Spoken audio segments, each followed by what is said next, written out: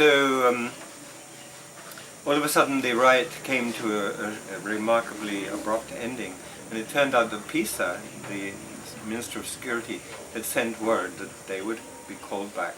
At least this is our interpretation. But there was a message specifically for us which said that since we'd engaged in political activity, we were going to be thrown out of the country. It wasn't funny at the time. It's terrible nice. It makes you laugh, you know. But luckily they didn't throw us out back to Panama. They threw us out into Nicaragua. So it was like going from night into day. It was amazing because, of course, at that time Costa Rica was supposed to be the Switzerland. The Switzerland, yeah, the quintessential democracy of Central America, Latin America, and lo and behold, it was nothing of the sort. So anyway, there we were in Nicaragua, and we did good stuff in marching about we traveled by buses and then we marched in the main cities. That's what happened. So we were marching about in Managua and so on, having a great old time. And eventually we had to go off into Honduras, and so we went to the northern border and at Somoto, and we were blocked by the Cobra, the special forces of, remember? You remember that? You were here, yeah, so you must remember all of this. Covering it. Yeah, well, there you go. So, do you remember also then, we sat down and had a peace camp for 5 days on the bloody, the Pan American Highway. Blocked it completely, really helpful to the normal human being. But anyway, the great thing about that was that we, in the night, we had to withdraw from the border, where they were just, these guys, these Cobra guys with their masks and tear gas and machine guns, so they weren't letting us through. And we understood why, because there was the United States was doing joint maneuvers with the Honduran military, Pine Top 1 and Pine Top 2, one of those military expeditions. So they didn't want a bunch of peaceniks wandering about. Anyway, so every night, because it was right up on the border and the hills around were filled with Contra, we had to go back to a wee school about 5 kilometers down the road. And 3 nights in a row, Carlos Mejia Godoy came and sang for us. And I can still remember him saying, he said, you know what, you must remember, you spoke to him very recently. He's a very sort of flamboyant dude, and he said, here we are, we have no stage lights, but we have the stars, and here we are, we have no microphones, but we have the mountains to echo our voices, and here we are, we're going to sing Nicaragua, Nicaraguita. So he sang Nicaragua, Nicaraguita lots of times.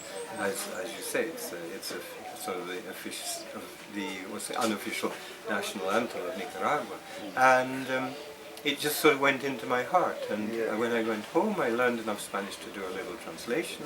I'd just been singing, and it really was the thing that brought me back to Nicaragua in the early 90s, because it's the power of music, that I've learned more and more through Victor Jara, particularly 40 years after his death.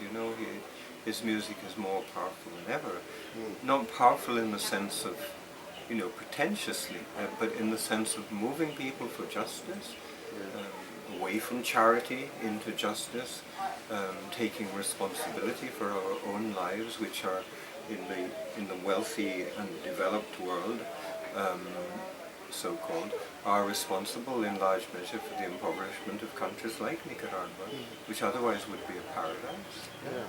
And to take responsibility for all of that, and to maintain that wonderful dream, that great dream of Salvador Allende, that one day every child on the planet will have enough food and drink and their parents' work and houses and all the wonders that are ours by right, but it was so increasingly stolen from the majority of the people, not just in the so-called third world, but actually also in the Me First world, which is where most of us lived, those of us really liberals. And that's, anyway, that's how I came back to Nicaragua. That's a long answer to a short question. I spent 10 years in the States, in California, Los Angeles. And the reason I was there to begin with in 1987, so I was just a bit after the Peace March, right? That ended, for me that ended in 86. We went up to Reagan, tried to present a book by a priest called Teófilo Cabestrero, Spanish, called Blood of the Innocent, a whole bunch of testimonies of people who had suffered under the Contra. And of course, Reagan wasn't interested in accepting anything. But Jesse Jackson did. Jesse Jackson was in town and he accepted the book. And we had everybody, we had this wonderful press conference all set up in the Congress building, through CISPES actually, through Committee in Solidarity with People of El Salvador. And we had the ABC was coming, Neil Lehrer, remember Neil Lehrer? And whatever the other ones were, they were all coming. And then I remember I was traveling, going up and down a bit, you know, getting drinks and stuff ready for the conference at 3. And I was up and down in this little lift, and it was a really old, cranky lift, run by a guy, you know, a little guy winding the handle kind of a thing. And he had his radio, and I said, just to make conversation, I said, oh, yeah, what's going on? He said, oh, it's some news. And he said, what news is it? I said, what news is that? Oh, a plane crash. And I said, oh dear, how many people were killed? About 7, he said. And it suddenly struck me. It wasn't a plane crash at all, it was the Challenger shuttle blowing up with Krista McAuliffe on board, right? Remember the teacher? 7 people. And it totally wiped out our press conference, of course, because that was totally taken over. But old Jesse Jackson made time even yet to get the book. And I remember we went down in a proper lift, and I handed it to him. We got a photograph and a shot off, you know, it was kind of weird. The tragedy of that was it was the one chance we had had to really get that book before the US people, that they would see exactly what was going on. You know, all of these major news people were going to be there. So that was the real tragedy of it. Again, looking back, it's kind of amusing, but only in the sense, only if you look at it from the point of view of me, from the point of view of those people in that book, it was a great tragedy. Anyway, so I was in LA. Having been there, I went back in 1987 because there was a demonstration against the war in Central America. The wars in Central America, really one war, and particularly in that time with regard to El Salvador, because Nicaragua was now in the middle of its own revolution. And as I got into LA, I was in a meeting. A guy had been killed down here in Nicaragua, Ben Linder, the US engineer, remember, who was killed up in El Cuar by the Contra, together with Pablo Rosales and Sergio, I can't remember, Hernandez, I think, his compas from Nicaragua, doing water from a stream and doing electricity from a small turbine from a stream, and they killed him and then tortured them. And so his brother was going around the States. He'd been killed earlier in the year, 87, and his brother was going around the States giving talks about how that had happened and why it was important to get onto Reagan and Co. to stop them supporting the war. And I remember we were sitting in the meeting listening to him, and a piece of paper came around and it said, some Salvadorans are under attack here in Los Angeles.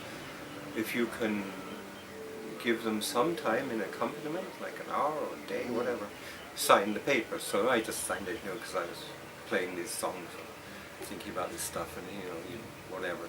And so it disappeared, and I never thought any more about it. A few days later, though, I got this call from a woman called Ruth Capel, who was a German woman living in LA, who was organizing the accompaniment rota.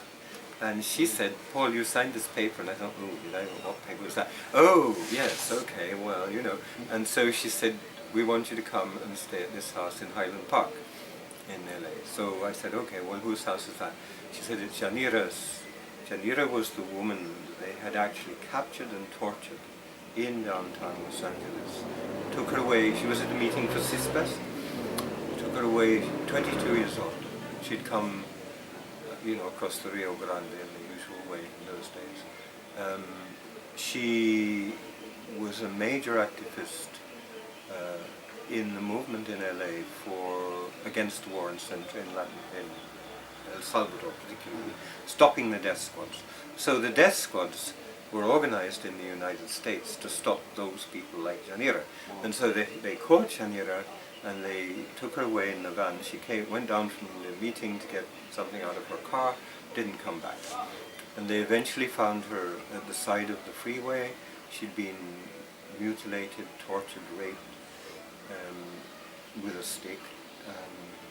They even started to skin her, and she was just there like a piece of meat at the side of the freeway. And the police found her, and they took her eventually to a hospital where she was very badly treated because she couldn't say who she was. She was frightened of the police, of course, coming from El Salvador.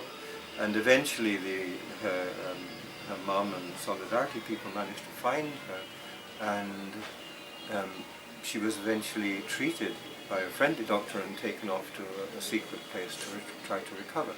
And so I was in the middle of all of that just by the chance of being there and signing this piece of paper.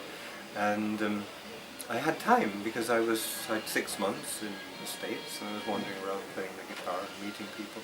And I said, well, you know, if you like, I can stay with you for a while. And so I did. I stayed in her family for months.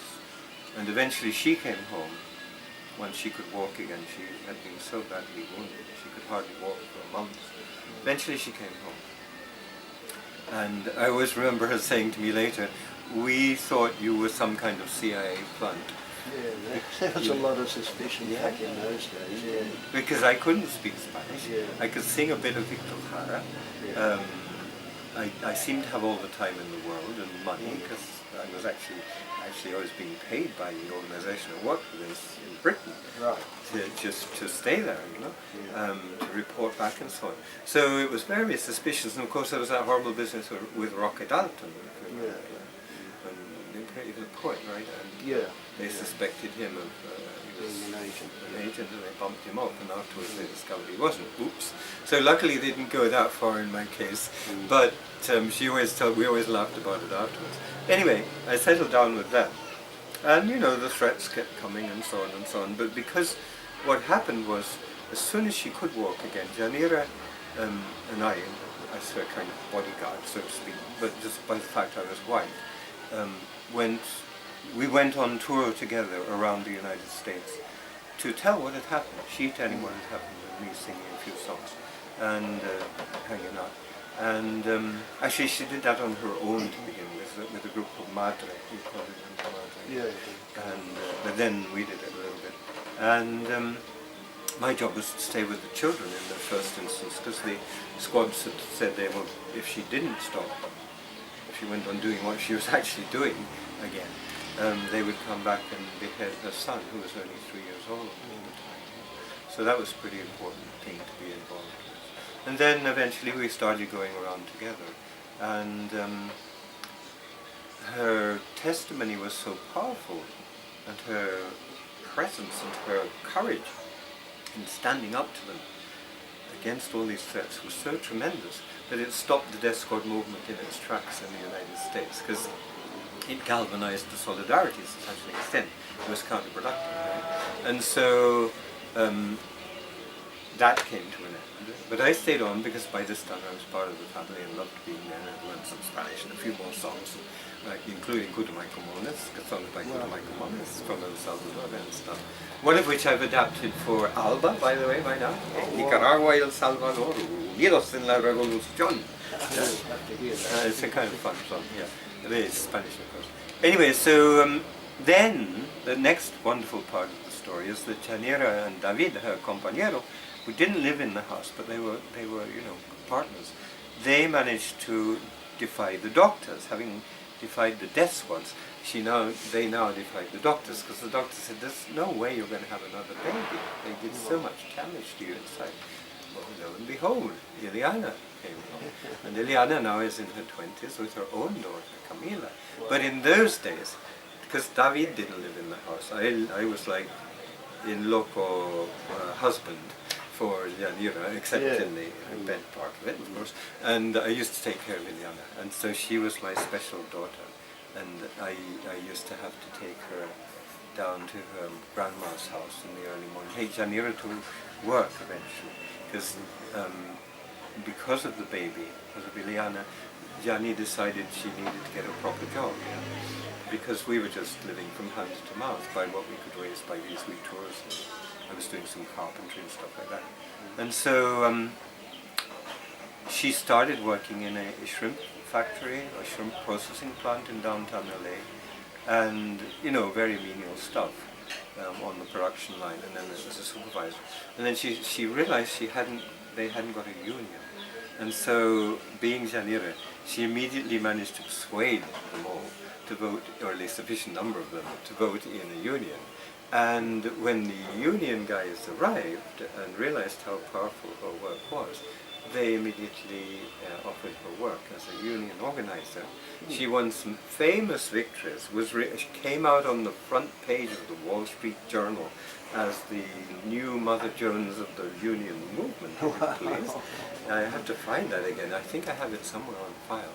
And eventually now she is the assistant to the president of the Laborers International Union of North America for immigrant workers. It's just an amazing woman, But the best part of the story, for me at least, is that, an amazing part of it is that she said, you know what made me think of doing the union? It was that when we were on tour, we went to Berlin in New Hampshire, up in the north of the United States, right? And it was a union town in those days, and so she said, do you have any union songs, Paul? And I didn't have any union songs, except I suddenly remembered the Ballad of Joe Hill, right? So I sang the Ballad of Joe Hill, and she said that was what came into her mind when she realized there was no union in this plant. She could hear that song. I thought I dreamed I saw Joe Hill last night alive as you and me, and she said, we got to have a union. The power of music once again. Isn't that amazing? Yeah. It's just an amazing thing. It's just terrific. Anyway, so that's how we got. So then, long story as usual. Eventually, I stayed there for 10 years, but then people started moving back to El Salvador with the peace accords in 1992. The Frente had lost the elections in 1990. We were all in the depths of gloom about that. Eventually, though, it seemed okay, well, everyone else is leaving Nicaragua, I'm going to go to Nicaragua. And so I came to Nicaragua and have become happier by the day ever since I did. Yes, yes.